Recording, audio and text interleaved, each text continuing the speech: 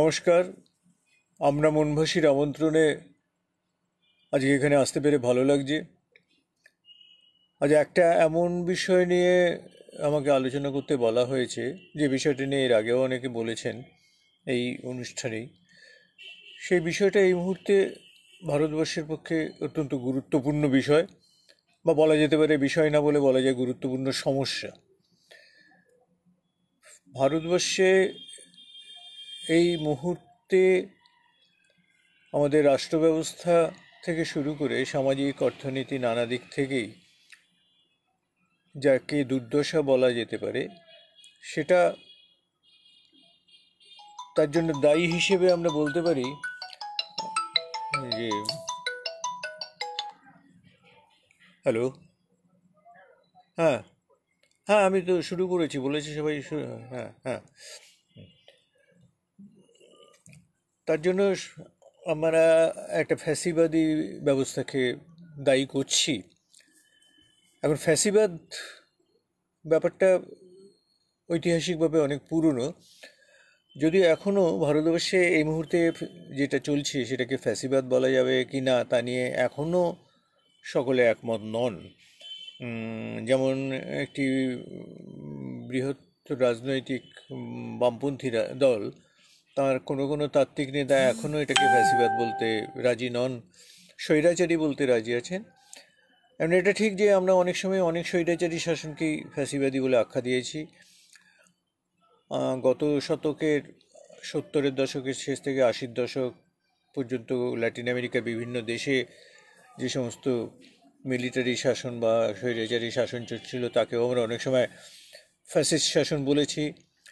এদেশে ইন্দিরা গান্ধীর সময় যে স্বৈরাচারী শাসন চলেছিল তাকে আমরা কেউ ফ্যাসিস্ট বলেছি, কেউ আধা ফ্যাসিস্ট বা কেউ নয়া ফ্যাসিস্ট বলে অভিহিত করেছি।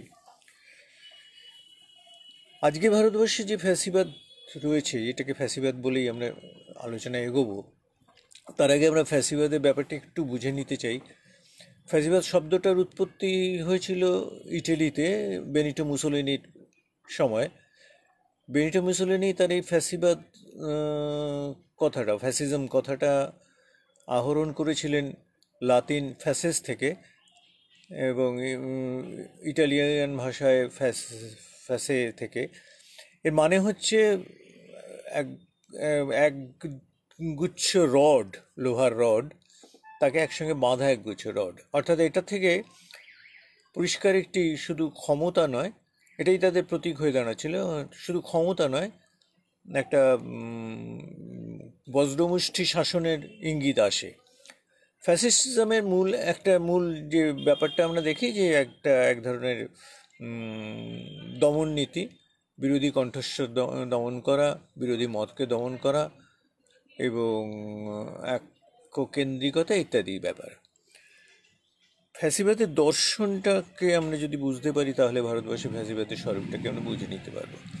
কিন্তু এখানে ভারতবর্ষের ক্ষেত্রে আরেকটা জিনিস আমাদের মনে রাখা দরকার। ইউরোপে ফ্যাসিবাদের অভ্যুত্থান যখন হচ্ছিল তার বহু আগেই খ্রিস্ট ধর্মের প্রসারের ফলে ইউরোপে পুরনো যে বহু দেবতা পূজক যে ধর্মমত সেগুলি হারিয়ে গিয়েছিল।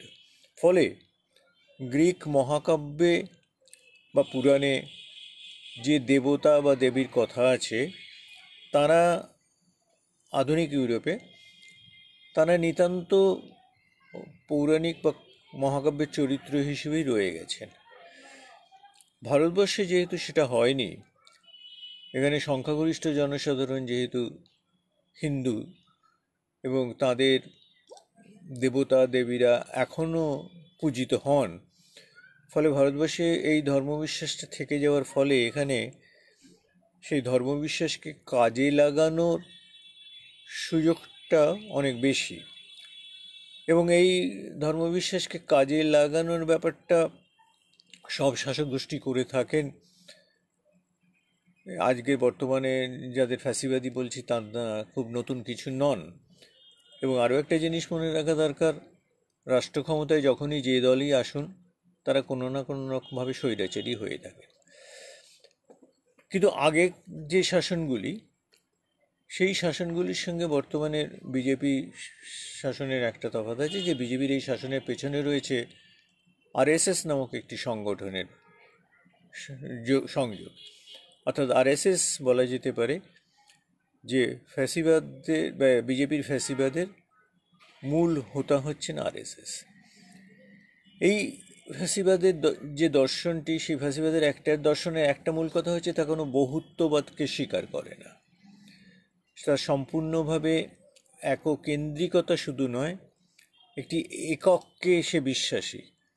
ভারতবর্ষ, ইউরোপে, জার্মানিতে হিটলার বা ইটালিতে মুসোলিনি এটা করতে পেরেছিলেন যে সেখানে মূলত ইটালিয়ান জাতি বা জার্মান জাতিরাই মূল অধিবাসী, বাকিরা প্রায় গণ্য নন। যদিও গণ্য যারা ছিলেন সেই ইহুদিদের কি হাল হয়েছে সেটা আমরা জানি।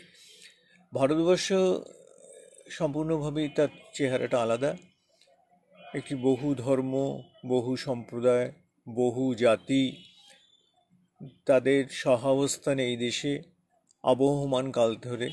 এই বিরাট দেশে কত অসংখ্য জাতি বা আমরা যাদের জনজাতি বলি তাদের নিয়ে তাদের কত সংখ্যা এবং কত বিচিত্র অজস্র ভাষা এবং ছোট বড় মূল বা তার শাখা ইত্যাদি মিলিয়ে ধর্ম মতো কত রকম আলাদা।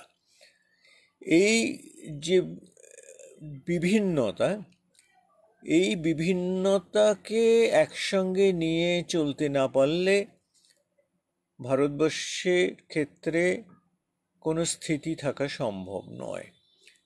কিন্তু ওই যে বললাম যে ফ্যাসিবাদের একটা মূল কথাই হলো তা এই বহুত্ববাদে কোথাও বিশ্বাস করে না।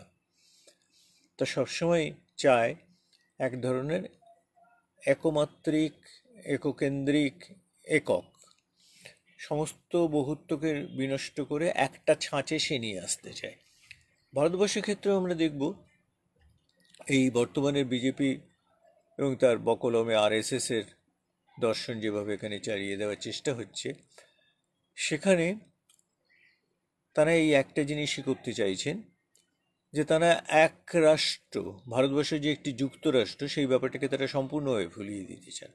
আমরা লক্ষ্য করেছি যে নানান রাষ্ট্রিক নানান ক্ষেত্রে তারা এখানকার যুক্তরাষ্ট্রীয় কাঠামোটাকে সম্পূর্ণ ধ্বংস করে দেওয়ার চেষ্টা করে যাচ্ছেন এবং এমনভাবে কেন্দ্রের হাতে ক্ষমতাকে টেনে নিচ্ছেন। এমনকি আমাদের সংবিধানে রাজ্য এবং কেন্দ্রে যৌথ দায়িত্ব বলে যে ব্যাপারগুলি ভাগ করা হয়েছে, সেক্ষেত্রেও তারা নানানভাবে হস্তক্ষেপ করছেন। শিক্ষাক্ষেত্রে আমরা দেখেছি শিক্ষা রাজ্য এবং কেন্দ্রের যৌথ তালিকাভুক্ত হওয়া সত্ত্বেও তারা প্রায় এককভাবে সারা দেশে একটা শিক্ষানীতি চালু করতে চাইছেন। বা আরেকটি জিনিস আমরা লক্ষ্য করব, এই যে তারা একটা এনআইএ বলে যে একটি সংস্থা, গোয়েন্দা সংস্থা, এই এনআইএর হাতে এমন একটা ক্ষমতা দেওয়া হয়েছে যে আমরা দেখেছি যে কিছুদিন আগে মহারাষ্ট্রে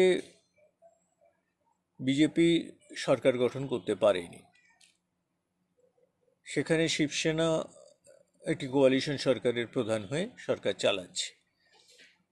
যে মুহূর্তে এটা ঘটল সেই মুহূর্তেই ভীমা কোরেগাঁও যে মামলাটি আজ 3 বছর, আজকে তার তৃতীয় বর্ষ, আজকে 1 জানুয়ারিতে সেটা শুরু হয়েছিল, সেই ভীমা কোরেগাঁও মামলার যাবতীয় মামলা সেই মুহূর্তে রাজ্যের হাত থেকে সরিয়ে নিয়ে এনআইএর হাতে তুলে নেওয়া হলো, রাজ্যের কোনো সম্মতির তোয়াক্কা না রেখে। অর্থাৎ এসব ক্ষেত্রে রাজ্য একেবারে অসহায়, সম্পূর্ণভাবে কেন্দ্রের কর্তৃত্ব তাকে মেনে নিতে হচ্ছে। ফলে রাজ্যগুলি এরপরে যদি রাজ্যের এবং যে কোনো মুহূর্তে রাজ্যের এখানে একটা অদ্ভুত সংবিধানের ব্যাপার আছে, রাষ্ট্রপতির শাসন, যে কোনো মুহূর্তে একটা কারণ দেখাতে হয়, কারণ দেখিয়ে রাজ্য সরকারকে ভেঙে দেওয়ার ক্ষমতা আছে। তার একটা চূড়ান্ত ব্যাপার আমরা লক্ষ্য করলাম যে কীভাবে কেন্দ্র রাজ্যগুলির যে নিজস্বতা সেটাকে খর্ব করে দেয়। কাশ্মীরের ক্ষেত্রে ঘটেছে এই বছরই, কাশ্মীরে 370 ধারা রদ করে দেওয়া হয়েছে, কাশ্মীরের যে বিশেষ মর্যাদা ছিল সেটাকে লোপ করে দেওয়া হয়েছে। শুধু তাই নয়, কাশ্মীর রাজ্যকে 3 ভাগে ভাগ করে দেওয়ার একটা প্রস্তাব রয়েছে। অর্থাৎ সেখানে কাশ্মীরের জনসাধারণের ইচ্ছা অনিচ্ছের কোনো দাম নেই, কাশ্মীর রাজ্যের যারা চালাচ্ছিলেন তাদের ইচ্ছের কোনো দাম নেই, সবটাই কেন্দ্রের সিদ্ধান্ত। অর্থাৎ এটাকে কোনো যুক্তরাষ্ট্রীয় রাজ্যের, কোনো যুক্তরাষ্ট্রীয় দেশের শাসন ব্যবস্থা এটা সম্ভব নয় যদি সত্যি সত্যি এটাকে মানা হয়। এটা ফ্যাসিবাদের একটা লক্ষণ। ফ্যাসিবাদ সমস্ত কিছুকে নিজের নিয়ন্ত্রণে আসছে এবং এখানে আমরা লক্ষ্য করছি, তার আমি যে দর্শনের কথা বলছিলাম, যে ফ্যাসিবাদ রাজনীতি, অর্থনীতি, সামাজিক সাংস্কৃতিক সব দিক থেকে আক্রমণ চালায়। এবং তার দর্শনের দিকটা হলো এই যে সে একটা, এই যে আগে বারবারই যে কথা বলছি, যে এই যে সে একক তৈরি করতে চায়, এই একটা ছাঁচে সে ফেলতে চায়, একটা রেজিমেন্টেড জাতিকে তৈরি করতে চায়, যাকে সে যা বলবে অনুগত ভক্তের মতো গোটা জাতি সেটা মেনে নেবে। ইতিহাসের উদাহরণটা আমরা হিটলারের জার্মানিতেই দেখেছি। হিটলার বিশ্বাস করাতে পেরেছিলেন গোটা জার্মান জাতিকে যে তাদের যাবতীয় দুর্দশার মূল হচ্ছে ইহুদিরা, ইহুদিরা তাদের শত্রু, সুতরাং ইহুদি বিনাশ সে হচ্ছে জার্মান জাতির একমাত্র মুক্তির রাস্তা। এরকম ঘটনা যে প্রায় গোটা জার্মান জাতি এই ব্যাপারটি, এই মিথ্যাটি বিশ্বাস করে নিয়েছিল। বিশ্বাস করার একটা খুব মনস্তাত্ত্বিক কারণ হয়তো আমরা খুঁজে পাবো, যে আমাদের সকলের ভেতরেই, প্রত্যেক জাতিগোষ্ঠীর মধ্যে একটা সুপ্ত ধারণা থেকেই যায়, সেটা হলো নিজের সম্পর্কে, নিজের জাতির সম্পর্কে, বা নিজের ধর্মের সম্পর্কে, নিজের সম্প্রদায়ের সম্পর্কে একটা শ্রেষ্ঠত্বের বোধ। এবং এই শ্রেষ্ঠত্বের বোধ, আমরা এটাকে হয়তো একভাবে বলতে পারি জাতীয়তাবাদ। এই শ্রেষ্ঠত্বের বোধ বা এই জাতীয়তাবাদ এর একটাই, বা বলা যেতে পারে প্রধান জায়গা হচ্ছে, নিজেকে শ্রেষ্ঠ প্রমাণ করার প্রধান উপায় হচ্ছে অন্যদের নিকৃষ্ট বলে প্রমাণ করা।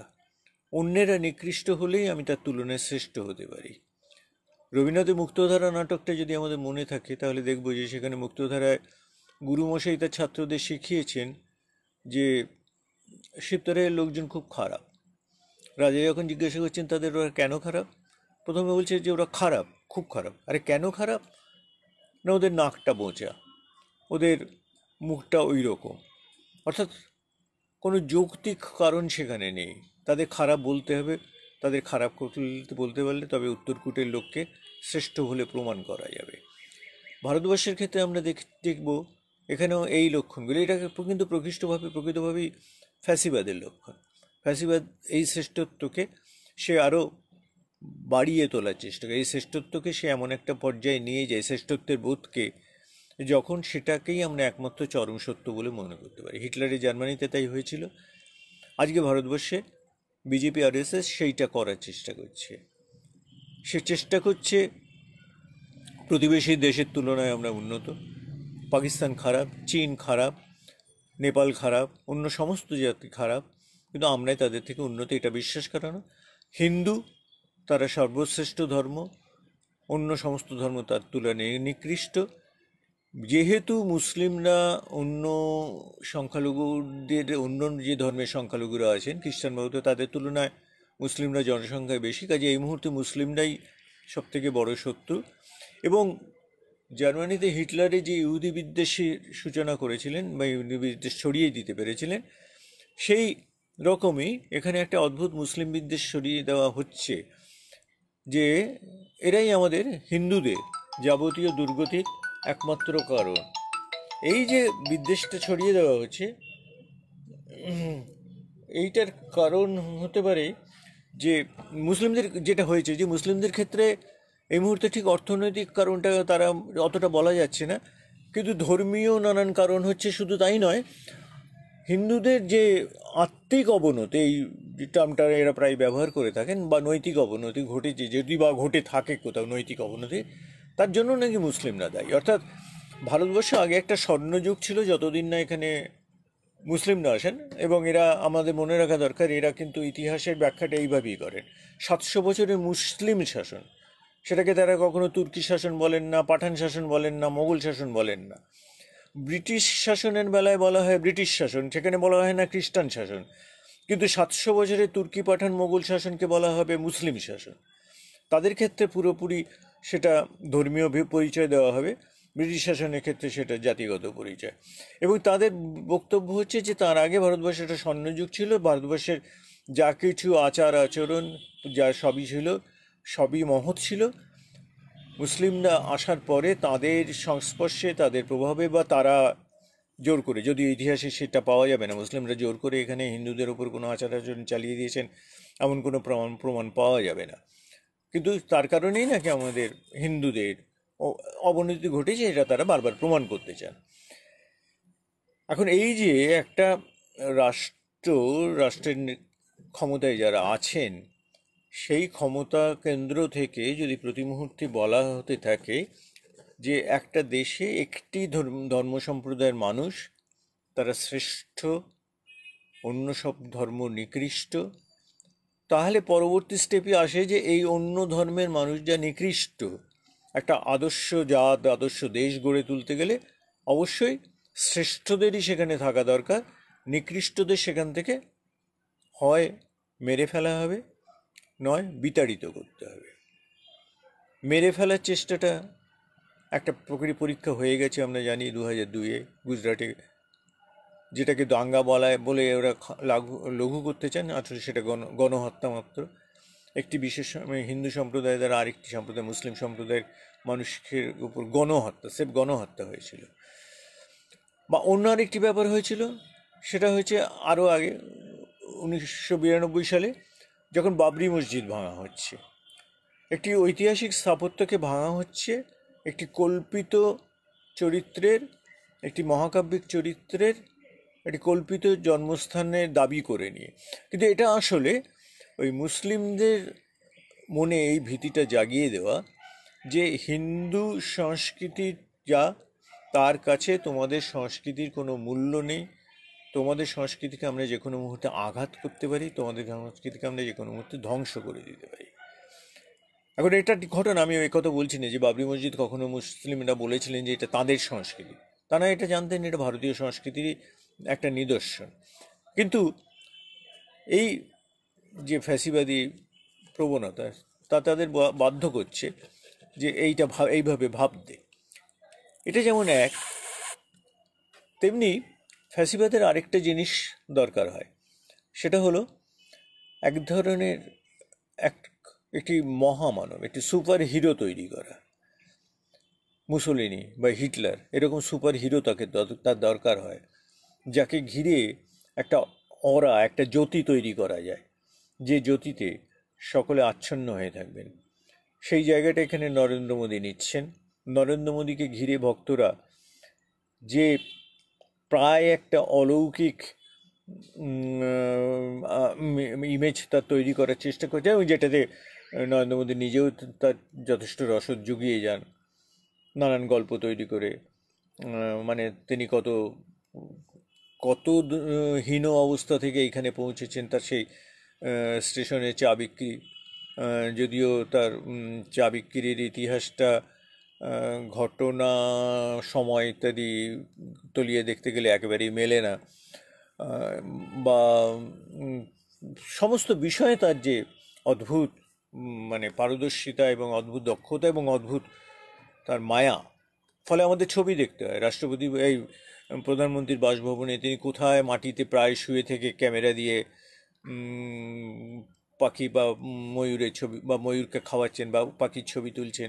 অর্থাৎ এগুলো সবটা প্রতি মুহূর্তে তার একটা ইমেজ তৈরির চেষ্টা ভক্তরা নিজেরা করে যায়। ভক্তরা নানানভাবে নরেন্দ্র মোদীর গল্পকে প্রচার করে যান। কখন তিনি পুকুর থেকে কুমির ধরে আনছেন সেই সব গল্প আমাদের শুনতে হয়। এবং সেই সঙ্গে ইতিমধ্যে আমরা জানি যে ভারতবর্ষের কোনো কোনো প্রান্তে ভক্তরা নরেন্দ্র মোদীর মন্দির তৈরি করার কথা বলেছেন। কোথাও কোথাও ভক্তরা নরেন্দ্র মোদীকে অবতার বলে গণ্য করে প্রচার করা শুরু করেছেন। এগুলো এখন পর্যন্ত খুব স্তিমিত, কিন্তু বোঝাই যায় যে এগুলোকে ক্রমাগত এর পালে হাওয়া লাগানো হবে। এইভাবে এই যে সুপার ম্যানের একটা ইমেজ তৈরি করার চেষ্টা, যাতে এই সুপারম্যানকে ঘিরে একটি রেজিমেন্টেড শাসন ব্যবস্থা চালানো যায়। এখন ফ্যাসিবাদ এইভাবে ভারতবর্ষে এসে যাচ্ছে। এখন ভারতবর্ষে ফ্যাসিবাদের উপযুক্ত পরিবেশ আছে কি না ইত্যাদি ইত্যাদি তাত্ত্বিক বিচার করতে গেলে হয়তো অনেকে বুঝিয়ে দেবেন যে না, এই মুহূর্তে ভারতবর্ষের অর্থনীতিতে বা ভারতবর্ষে পুঁজিবাদের অবস্থা সেরকম না ইত্যাদি ইত্যাদি। কিন্তু আমরা দেখেছি যে এটা তো ঠিক যে ফ্যাসিবাদ একটা দেশে যেভাবে এসছিল, যে ঠিক পরবর্তীকে অর্থাৎ 45 সালে দ্বিতীয় বিশ্বযুদ্ধ শেষ হয়ে গেছে, তারপরে আজ এতদিন অর্থাৎ 75 বছর পরে যে ফ্যাসিবাদী চেয়ারে একেবারে একরকমভাবেই আসবে। ইতিহাস তো ঠিক একই রকমভাবে পুনরাবৃত্ত হয় না, তার একটু রকম ফের থাকে সময়ের সঙ্গে সঙ্গে। কাজে এখন পুঁজি যেভাবে নিজেকে বিকাশ করে, তার চেহারাটা সেই সময় থেকে একটু আলাদা হবে। এবং পুঁজি সবসময় এই ফ্যাসিবাদী ব্যবস্থাকে সবসময় সে মদত দেয়। আমরা জানি হিটলারের পেছনে কীভাবে জার্মানির অস্ত্র ব্যবসায়ীরা দাঁড়িয়েছিলেন, সেটা তাদের নিজেদের স্বার্থে এটা দরকার হয়েছিল পুঁজির। আজকে আমরা জানি যে কর্পোরেট পুঁজি, তাদের নামও আমরা জানি, আদানি, আম্বানি ইত্যাদি, তারা কিভাবে এই ভারতবর্ষের এই নতুন ফ্যাসিবাদী ব্যবস্থাকে কিভাবে তারা মদত দিয়ে যাচ্ছেন। এর আগে পর্যন্ত কর্পোরেট পুঁজি অতটা পারেননি, ফলে আগে যারা যে এসেছিল সেই ব্যবস্থাগুলি যতই স্বৈরাচারী হোক, যতই কংগ্রেস গভর্নমেন্ট সালওয়া জুলুম থেকে শুরু করে ইউএপিএ আইন প্রচলন করাগুলো করে থাকুন, তাদের পেছনে পুঁজিরও যেমন অতটা মদত ছিল না, বা তারাও ততটা পেরে ওঠেননি এক কারণে, যে বিজেপি আরএসএস, যেটা ফ্যাসিবাদের পক্ষে অত্যন্ত জরুরি, বিজেপি আরএসএস একটি অত্যন্ত সংঘবদ্ধ ক্যাডার ভিত্তিক দল। এই সংঘবদ্ধ কর্মী ভিত্তিক দল না থাকলে, এই দলের সহায়তা না থাকলে ফ্যাসিবাদ প্রসার লাভ করতে পারে না। মুসোলিনি প্রথমেই তার ফ্যাসিস্ট পার্টিকে একটি সংহত পার্টি রূপে তৈরি করেছিলেন। হিটলার প্রথম থেকেই নাৎসি পার্টিকে নানাভাবে সংহত করেছিলেন, সর্বস্তরে তার ছাকা ছড়িয়ে দিতে চেয়েছিলেন। সমাজের সবথেকে প্রাণবন্ত যে অংশটি, সেই যুবদের নিয়ে তিনি একটি যুব বাহিনী তৈরি করেছিলেন। পরবর্তীকালে যাদের স্টর্ম স্টুপার, এই ঝটিকা বাহিনীটা তিনি তৈরি করেছিলেন এই জায়গাটিতে। আজকে আমরা জানি আরএসএস বিজেপির কত রকম বাহিনী আছে। তাদের মহিলাদের জন্য দুর্গা বাহিনী আছে, তাদের একেবারে যার সঙ্গে তাদের সম্পর্ক অস্বীকার করতে পারেন প্রায়, তাদের বজরং দল আছে, আরও নামে বেনামে অসংখ্য সংগঠন আছে। এবং এটার জন্য আমরা জানি যে আমরা বিপদটাকে তলিয়ে দেখি না বলে, বা উপেক্ষা করে গেছি বলেই ফ্যাসিবাদের আজকের এই যে দাপট, এটাকে আমরা ঠিক ততটা বুঝে উঠতে পারিনি। আমরা খেয়াল করিনি কখনো যে আরএসএস কত দীর্ঘদিন ধরে, কত নিঃশব্দে তাদের কাজ করে চলেছে।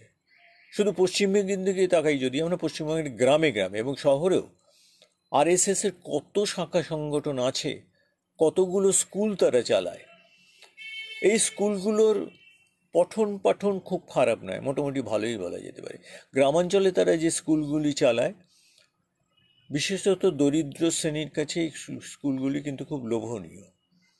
খুব কম মাইনেতে সেখানে তারা ছেলেমেয়েদের পড়াতে পারে, ছেলেমেয়েরা মোটামুটি শিক্ষা পায়। কিন্তু তার সঙ্গে যেটা তার আরএসএসের যে দর্শন, অর্থাৎ হিন্দু ধর্মের মাহাত্ম্য, পরধর্ম বিদ্বেষ, এই সমস্তগুলিতেও তারা পাঠ নেয়। আজকে যখন আরএসএসের কোনো স্কুলে অস্ত্র শিক্ষা দেওয়া হয়, তখন সেটা আমাদের কাছে খবর হয়। কিন্তু আজকে দীর্ঘদিন ধরে যে আরএসএস এই সমস্ত স্কুলে এই শিখিয়ে যাচ্ছে, সেটা আমরা কখনো খেয়াল করে দেখিনি। আজকে সেই বিষ বৃক্ষের ফলটা ফলতে শুরু করেছে। আরএসএস নিঃশব্দে তার কাজ করে গেছে, নিঃশব্দে সে তৈরি করে গেছে একটি মুগ্ধ বাহিনী, যারা যে কোনো মুহূর্তে নানান তাদের প্রভুদের নির্দেশে যে কোনো কাজে ঝাঁপিয়ে পড়তে প্রস্তুত। এই যে অনুগত বাহিনীটি তৈরি করে, এটা ফ্যাসিবাদের তো অন্যতম লক্ষণ। এই যে ব্যাপারটি ঘটে যাচ্ছে, এইভাবে যে ফ্যাসিবাদ ক্রমাগত নিজেকে ছড়িয়ে দিতে পারছে, এর পেছনে আমি কি বলেছি যে কর্পোরেট পুঁজির একটা বড় মদত আছে। কারণ কর্পোরেট পুঁজির যেটা দরকার, ভারতবর্ষের পুরো বাজারটাকে, সমস্ত ক্ষেত্রে তার বাজারটাকে দরকার। সেই বাজারটা সর্বক্ষেত্রে তার। আজকে আম্বানি শুরু করেছিলেন, তাদের ধীরুভাই আম্বানি, কাপড়ের ব্যবসা দিয়ে। আজকে আম্বানি ভারতবর্ষের প্রত্যেকটি ক্ষেত্রে তাদের হাত পড়েছে, প্রত্যেকটি ক্ষেত্রকে তারা কবজা করার চেষ্টায়, যে একটা দুটো পাচ্ছেন না সেসব জায়গায় তারা ঢুকে যেতে। যেমন সেইখানে বাড়তে বাড়তে আমরা দেখব যে তারা এমনকি প্রতিরক্ষা দপ্তরের গুরুত্বপূর্ণ জায়গাগুলোতেও তারা ঢুকে যাচ্ছেন, তারা বিভিন্ন কাজের বরাত পেয়ে যাচ্ছে। এই যে ব্যাপারটা, এবং সেই সঙ্গে আমরা সপ্তাহে একটা জিনিস খেয়াল করব, এই যে মোবাইল টেকনোলজির জগতে তাদের যে বিপুল বিস্তার, তাদের জিও বা রিলায়েন্স নেটওয়ার্কের ফলে অন্য প্রতিদ্বন্দ্বীদের প্রায় তারা কুপকাত করে ফেলেছেন। এর ফলে যেটা হচ্ছে, এই মোবাইল টেকনোলজি আসার ফলে একটা জিনিসকে নিয়ন্ত্রণের ক্ষমতা কিন্তু তাদের হাতে চলে যাচ্ছে। যে মানুষের যে সংযোগ, পারস্পরিক যে সংযোগ, এই সংযোগের ওপরে, তাদের বার্তা বিনিময়ের ওপরে, তার এই কমিউনিকেশন সিস্টেমের ওপরে তাদের একটা পরিষ্কার নিয়ন্ত্রণ এসে যাচ্ছে। অর্থাৎ এরপরে তারা যদি ব্যক্তি মানুষের ব্যক্তিগত পরিসরেও হস্তক্ষেপ করবেন না, তার কোনো গ্যারান্টি নেই। করবেন, বরং বলা যেতে পারে করবেন, সেই লক্ষ্যেই তারা এগোচ্ছেন। এই জায়গাটিতে ক্রমাগত আমরা এই জিনিসটা কখনো খেয়াল করছি না। এরই ফলে কর্পোরেট পুঁজি এইভাবে কিন্তু ফ্যাসিবাদ তার দরকার, এইভাবে তার একটা গণতন্ত্রের পুরোপুরি গণতান্ত্রিক কাঠামো তাকে সে কাজে লাগাতে পারে না। কিন্তু আরও একটা জিনিস খেয়াল করার, ফ্যাসিবাদ কিন্তু গণতান্ত্রিক পদ্ধতিগুলোকে ব্যবহার করে, অর্থাৎ গণতন্ত্রকে চূড়ান্তভাবে নির্মূল করাটাই তার লক্ষ্য, কিন্তু সে ব্যবহার করে গণতান্ত্রিক পদ্ধতিগুলি। হিটলার কিন্তু নির্বাচনে জিতে ক্ষমতায় আসছেন।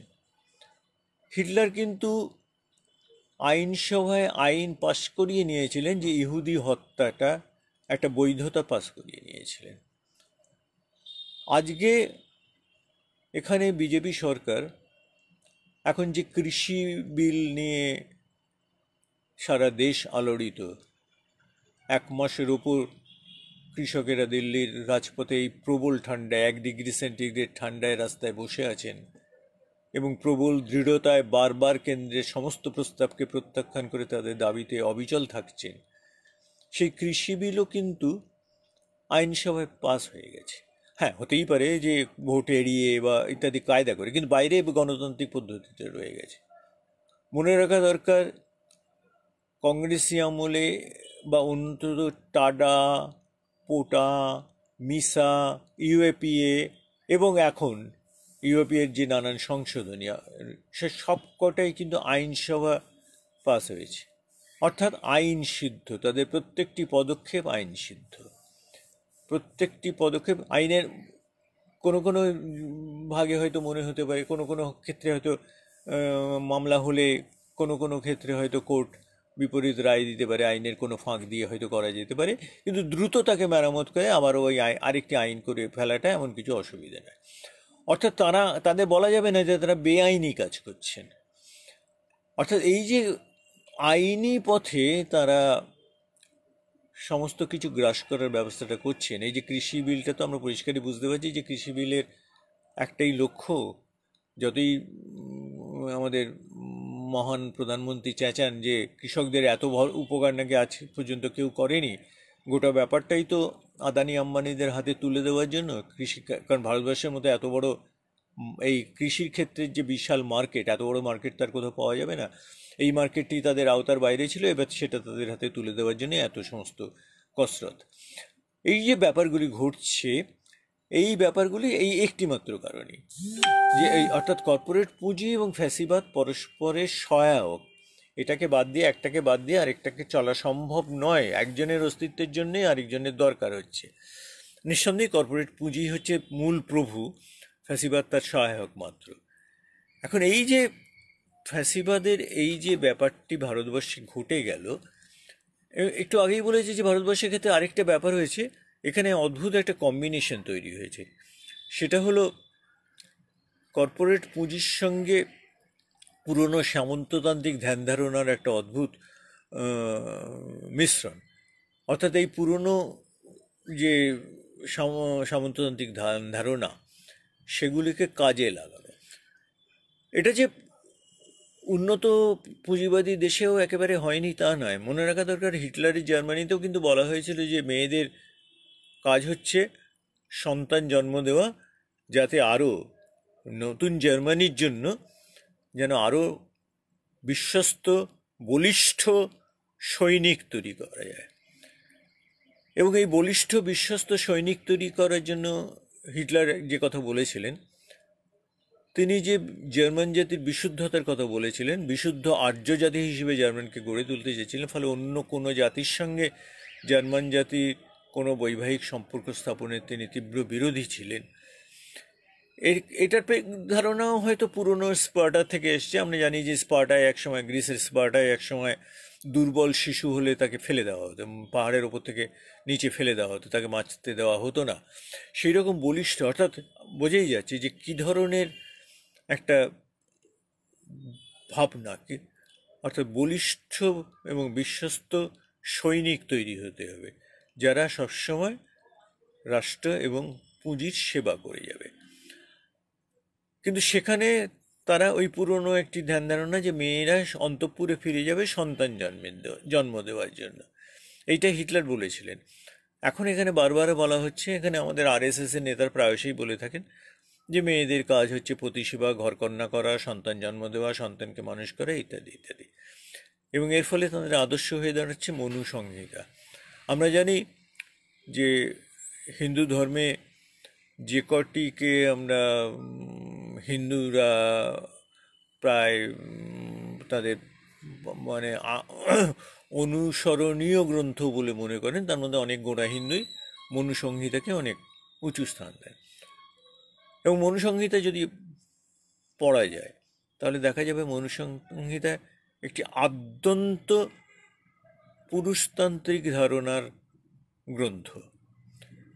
তাতে অনেক আপাত দৃষ্টিতে কোথাও কোথাও মেয়েদের সম্পর্কে ভালো ভালো কথা বলা থাকলেও গোটা বইটি থেকে চূড়ান্ত নারী বিদ্বেষ ছাড়া আর কিছুই পাওয়া যাবে না। নারীকে সেখানে অত্যন্ত হেয় বলে মনে করা হয়েছে। অবশ্যই মনে রাখা দরকার, এটা কিন্তু শুধু মনুসংহিতার কারণে। অথর্ববেদ খুঁজলেও আমরা এই একই ব্যাপার পাবো। অথর্ববেদেও আমরা মেয়েদের সম্পর্কে এই ধরনের হীন ধারণার অনেক পরিচয় পাবো। এবং এইভাবে মনুসংহিতাকে আজকে আদর্শ গ্রন্থ হিসেবে প্রচার করার চেষ্টা করা হচ্ছে। এবং এখানে হিটলারের জার্মানির মতোই শুধু হিন্দু নয়, ভারতবর্ষে বহু প্রচলিত হিন্দু ধর্মের মধ্যে বহু প্রচলিত যে জাত ব্যবস্থা, সেই জাত ব্যবস্থাকেও এখানে কাজে লাগানো হচ্ছে। অর্থাৎ ব্রাহ্মণ ছাড়া অন্য সকলেই, অর্থাৎ বৈশ্য, এখন তো ক্ষত্রিয়ের প্রশ্ন আসে না, এবং শূদ্র বলতে দলিত বা আদিবাসী যাই হোক না কেন, তারা সকলেই প্রায় মনুষ্য পদবাচ্য নন। এবং এই ধারণাটা আমি আরেকটা জায়গায় যেতে চাই, আরএসএস বিজেপির সাফল্য এই একটা জায়গায়, যে এই যে ধারণাটি, এই ধারণাটিকে তারা অনেক ভারতের অনেক হিন্দুর মনে বেশ ভালো করে ঢুকিয়ে দিতে পেরেছেন। আজকের কাগজে একটা খবর আছে যে দুটি যাত্রী, শ্রমিক শ্রেণীর লোক, তারা রাজধানী প্যাসেঞ্জারের রাজধানী এক্সপ্রেসের বৈধ টিকিট থাকা সত্ত্বেও তাদের চেকার ট্রেন থেকে জোর করে নামিয়ে দিয়েছিলেন। যে টিকিট আছে কিন্তু আকাউত নেই, অর্থাৎ তারা রাজধানী এক্সপ্রেসে ভ্রমণ করার উপযুক্ত নয়। তাদের পোশাক হয়তো একটু মলিন ছিল, হয়তো ঠিক আমাদের ভদ্রলোকদের পোশাকদের মতো নয়, সেই জন্য তাদের নামিয়ে দেওয়া হয়েছে। এটা তো ওই একটাই ধারণা থেকে যে শ্রমিক শ্রেণীর মানুষ রাজধানী এক্সপ্রেসে চড়তে পারবে না, দলিত রা গ্রামের ভেতর দিয়ে যেতে পারবে না, মুসলমানরা দাওয়ায় বসলে সেখানে গোবরলাপা দিতে হবে। এই যে অন্যদের আদৌ মানুষ বলে গণ্য না করার এই যে ধারণাটা, এটাও একটা ফ্যাসিবাদের একটা প্রধান লক্ষণ। এইভাবে ফ্যাসিবাদ ক্রমাগত তার কাজগুলি করে যায়। ফ্যাসিবাদের আরেকটা বড় হাতিয়ার হলো জাতীয়তাবাদকে একটা চূড়ান্ত পর্যায়ে নিয়ে যাওয়া। আজকে নরেন্দ্র মোদী বাংলার পশ্চিমবঙ্গের নির্বাচনের দিকে তাকিয়ে নরেন্দ্র মোদীকে ওরে গ্রহবাসী বলে গান গাইতে হয়, এবং এটা তো, এবং সেখানেও আমরা লক্ষ্য করবো যে কী ধরনের ঔদ্ধত্য এবং উপেক্ষা, যে তারা যে ভুল বলছেন, গানটা ভুল গাইছেন, তা নিয়ে তাদের কোনো রকম মাথা ব্যথা নেই। একটু কয়েকদিন আগে জি টিভিতে একটি টক শোয়ে একজন বাঙালি সাংবাদিককে, টক শোয়ের মূল ব্যাপারটা ছিল যে পশ্চিমবঙ্গে বিজেপিকে বহিরাগত বলা হচ্ছে তাই নিয়ে। তা সেখানে একজন বাঙালি সাংবাদিক যখন বারবার বলতে চাইছেন নানান বলছেন, তিনি যখন রবীন্দ্রনাথ ঠাকুর বলেছেন তখন জি টিভির সেই সঞ্চালক তাঁর ঔদ্ধত্য এতটাই যে তিনি সেই বাঙালি সাংবাদিককে বলেছেন ঠিক করে নাম উচ্চারণ করুন, রবীন্দ্রনাথ ঠাকুর নয়, রবীন্দ্রনাথ ট্যাগর। তিনি একজন বাঙালিকে বুঝিয়ে দিচ্ছেন যে রবীন্দ্রনাথের নাম রবীন্দ্রনাথ ট্যাগর, ঠাকুর নয়। এই ঔদ্ধত্য তিনি দেখাতে পারেন, কারণ এটা তাকে শেখানো হয়েছে, এটা তিনি শিখেছেন, এটা তিনি বিশ্বাস করেন যে এই ঔদ্ধত্য দেখাবার অধিকার তার আছে। এই সমস্তগুলোই আসছে ফ্যাসিবাদের থেকে। এই যে আমরা লক্ষ্য করব, এবং ফ্যাসিবাদ যে জাতীয়তাবাদের একটা চূড়ান্ত পর্যায়ে পৌঁছেছে। এই যে আমি রবীন্দ্রনাথের প্রসঙ্গটা আনলাম ওই জন্যই যে আজকে যত মোদি অমিত শাহরা যতই রবীন্দ্রনাথের নাম আওড়ান না কেন, রবীন্দ্রনাথ জাতীয়তাবাদের চূড়ান্ত বিরোধী ছিলেন। এবং তাঁরা যতই চাচান, রবীন্দ্রনাথের ন্যাশনালিজম গ্রন্থটি পড়লে আমরা আদ্যবান, শুধু ন্যাশনালিজম গ্রন্থে নয়, সারা জীবনেই রবীন্দ্রনাথ বারবার জাতীয়তাবাদের বিরোধিতা করে গেছেন। সেই জাতীয়তাবাদ কেমন কি প্যাট্রিয়টিজম, এই শব্দটা তো, ন্যাশনালিজম তো বটেই, প্যাট্রিয়টিজম শব্দটা তো তার প্রবল আপত্তি ছিল। একটি চিঠিতে তিনি লিখেছিলেন যে আমি হিরে ফেলে কাঁচ নিতে রাজি নই, আমি কোনো দামেই প্যাট্রিয়টিজমকে কিনতে রাজি নই। প্যাট্রিয়টিজম সম্পর্কে রবীন্দ্রনাথের এতখানি আপত্তি ছিল। আর সমস্ত, আমি তো বলেইছি যে ন্যাশনালিজম সম্পর্কে রবীন্দ্রনাথের ন্যাশনালিজম গ্রন্থটি পড়লেই বোঝা যাবে যে কীভাবে তিনি জাতীয়তাবাদের বিরোধিতা করে গেছেন। কিন্তু এই জাতীয়তাবাদী হচ্ছে ফ্যাসিবাদের একটা বড় আস্থায়। হিটলার জার্মান জাতির শ্রেষ্ঠত্ব প্রচার করেছিলেন, মুসোলিনি ইটালিয়ান জাতির শ্রেষ্ঠত্ব প্রচার করেছেন, আর মোদি এবং বিজেপি আরএসএস কোম্পানি হিন্দু ধর্মের শ্রেষ্ঠত্ব এবং হিন্দুদের শ্রেষ্ঠত্ব প্রচার করতে চাইছেন। এবং সেই ক্ষেত্রে তাদের একটা সুবিধা হচ্ছে যে তারা তাদের পেছনে একটা কাহিনী এবং কল্পনা মিশিয়ে একটা দীর্ঘ, এই ধর্মের একটা দীর্ঘ ইতিহাস পেয়ে যাচ্ছেন। একটা বহু পুরনো একটা ধর্ম, যদিও আদৌ হিন্দু ধর্ম শব্দটা, হিন্দু ধর্মটা যে কবে হিন্দু ধর্ম বলে পরিচিত হলো সেটা খুব বেশি দিনের কথা নয়। এখানে শাক্ত, শৈব ইত্যাদি নানান সম্প্রদায় ছিলেন, তারা হিন্দু বলে পরিগণিত হতো, অনেক পরে হিন্দু নামটা এসছে। যাই হোক, কিন্তু অর্থাৎ এইটার সঙ্গে এটার একটা তফাৎ হচ্ছে এই যে হিন্দু মানে এই যে শাক্ত, শৈব, বৈষ্ণব এই সম্প্রদায়গুলির মধ্যে তাদের মধ্যে বিভেদ যেমন ছিল, তেমনি সব মিলিয়েই যেহেতু অনেক দেবতার পূজা করাই হতো, ফলে তাদের মধ্যে বিরোধ থাকলেও একটা অদ্ভুত এক ধরনের সহাবস্থান ছিল। আজকে সেইগুলোকে মিলিয়ে তারা একটা হিন্দু ধর্ম বলে একটি বেশ তারা একটি পাচন তৈরি করতে পারেন, যে পাচনটি আপামর জনসাধারণকে গিলিয়ে দিতে পারলে তাদের একটা জায়গায় নিয়ে আসা যাবে। এইভাবে যে তৈরি হয়ে যায়, যে আমি আগেই যেটা বারবারই বলতে চাইছি যে ফ্যাসিবাদের যে চেহারাটা, কিন্তু ফ্যাসিবাদের আরও একটা চেহারা হচ্ছে তার তীব্র মার্ক্সবাদ বিরোধিতা। মার্ক্সবাদ যে শ্রমিক শ্রেণীর নেতৃত্বে যে মানব মুক্তির কথা বলে, সমাজ মুক্তির কথা বলে, স্বাভাবিকভাবেই পুঁজির সেটা পছন্দ হওয়ার কথা নয়, পুঁজির কাছে সেটা অপছন্দেরই ব্যাপার। ফলে ফ্যাসিবাদ যদি পুঁজির একটা দর্শন হয় তাহলে মার্ক্সবাদের সঙ্গে তার বিরোধিতা থাকবে, এটা নিয়ে আমাদের কোনো মানে সংশয়ের জায়গা নেই। আজকে ফ্যাসিবাদ ভারতবর্ষকে পরিপূর্ণভাবে গ্রাস করতে চাইছে, যে করে হোক তাকে ঠেকানো একমাত্র সেভাবেই সম্ভব যে যদি আমরা সকলে সচেতন না হই। সবথেকে বড় কথা হচ্ছে ফ্যাসিবাদদের হাত থেকে আমরা মুক্তি পাবো কি না তার আগে আমাদের নিজেদের মনকে প্রশ্ন করা দরকার যে আমরা নিজেরা কতটা মুক্ত।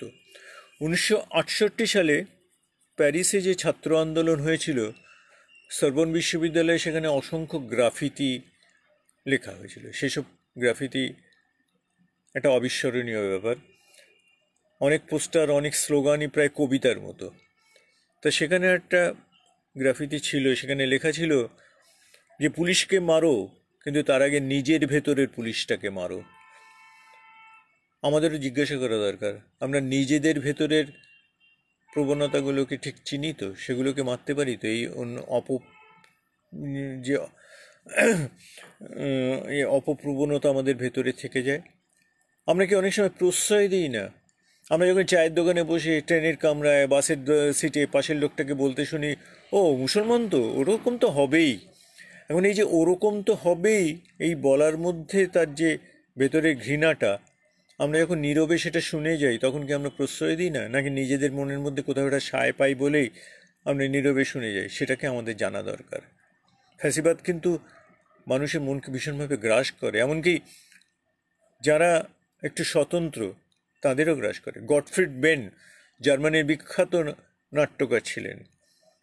টমাস মানের ভাই হাইনিস মান যখন গটফ্রিড বেনকে জিজ্ঞাসা করেছিলেন যে তিনি কেন জার্মানি ছাড়ছেন না, সবাই যখন ছেড়ে চলে যাচ্ছেন শিল্পী বুদ্ধিজীবীরা, গটফ্রিড বেন বলেছিলেন, জার্মানিতে এক নতুন যুগ আসছে, একটা নতুন ভোরের আবির্ভাব হচ্ছে, নতুন সূর্য উঠছে ফ্যাসিস্ট পার্টি, নাৎসি পার্টির মধ্যে দিয়ে। গটফ্রিড বেনের মতো অত বড় নাট্যকারও কিন্তু এটাতে বিশ্বাস করেছিলেন। পিরান্দেল্লোর মতো একটি বিশাল নাট্যকার, যিনি বুর্জোয়া সমাজের অন্তঃশ্বাস শূন্যতাকে একের পর এক দেখিয়ে গেছেন তার নাটকে। সেই পিরান্দেল্লো মুসোলিনির প্রশংসায় পঞ্চমুখ ছিলেন, এক সময় বোধহয় ফ্যাসিস্ট পার্টিতেও যোগ দিয়েছিলেন। গটফ্রিড বেনের অবস্থাটা অবশ্য খারাপ হয়েছিল, পরে নাৎসি পার্টি থেকে তাকে বহিষ্কার করা হয়েছিল এবং তাকে প্রাণে মারা হয়নি, কিন্তু খুবই দুর্দশায় পড়তে হয়েছিল। এমনকি রবীন্দ্রনাথও তো ভুল বুঝেছিলেন এক সময়, মুসোলিনি প্রশংসা করেছিলেন প্রচণ্ডভাবেই। নেহাত রোমারোলা ছিলেন, রোমারোলা ইউরোপে বসে রোমারোলা সারা দেশে, ইউরোপে দেশে দেশে ফ্যাসিবাদকে চিনতে পারছিলেন, রবীন্দ্রনাথকে বুঝিয়েছিলেন, এবং শেষ পর্যন্ত রবীন্দ্রনাথ খুব চট করে মেনে নেননি নিজের ভুলটা, কিন্তু নানান আলোচনার মধ্যে দিয়ে শেষ পর্যন্ত তিনি মুসোলিনির স্বরূপ ধরতে পেরেছিলেন, ফ্যাসিবাদকে বুঝতে পেরেছিলেন।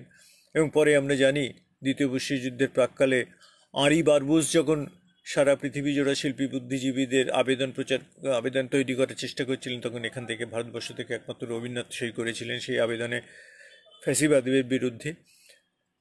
কিন্তু তার আগে এই ভুলটা তো তাকে করেছিলেন তিনি। ইউরোপের অনেক সাহিত্যিকই তো যেমন ফ্যাসিবাদের বিরোধিতা করেছেন, তেমনি অনেক সাহিত্যিক শিল্পী তো ফ্যাসিবাদের কাছে মাথা নুইয়েছিলেন।